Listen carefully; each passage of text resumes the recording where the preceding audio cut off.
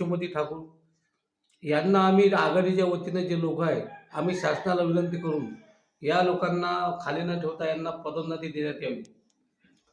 आम्हाला कोणाचा विरोध नाही. बच्चू कडू राहो की यशोमती राहो, कोणी राहो, आम्हाला सर्व समान सारखे, आम्ही सर्व धर्मांना सर्वांना घेऊन चालू. हा तर आमच्या वर्गातला माणूस आहे. बच्चू कडू चांगला माणूस आहे.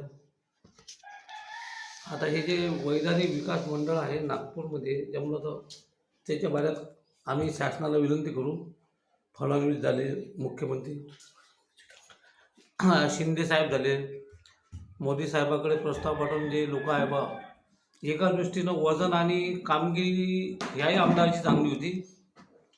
आणि अशा नुसार बा या लोकांना या पदोन्नती देण्यात यावी. सरकारला मी ॲप्लिकेशन देतो ना. लेकर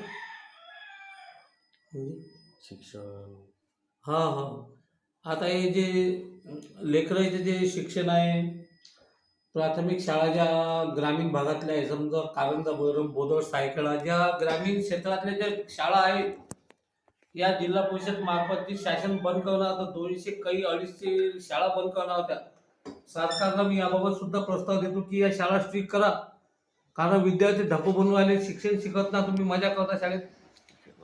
याबाबत हो ना, तर सरकारला मी प्रस्ताव देतो की या शिक्षणाच्या ज्या संस्था आहेत जिल्हा परिषदच्या, या सुद्धा स्ट्रिक झाल्या पाहिजे. आणि गावागावातला, खेड्यातला विद्यार्थी, गरिबाचा मुलगा समोर गेला पाहिजे. ही आमची कम्युनिस्टाची भावना आहे. देशाचा नागरिक होऊन मोठा अधिकारी बनो, बँकेत जाओ किंवा मिलिटरी, आर्मी, नेव्ही, पोलीस खात्यात मंत्री बनो, या सर्व याच्यात सर्वांचं भलं झालं पाहिजे. याबाबत मी सरकारला प्रस्ताव देणार. आणि जिल्हा परिषदच्या शाळा या शाळेची शिस्त ही कडक झाली पाहिजे. आता एक मुलगा मायापाशी बसला आहे, समस्या त्या बोरकर, कैलास बोरकरचा याच पोरगा आहे, ऍक्टिव्ह चांगला पोरगा आहे, पण गरिबाचा पोरगा आहे, पुढे गेला पाहिजे.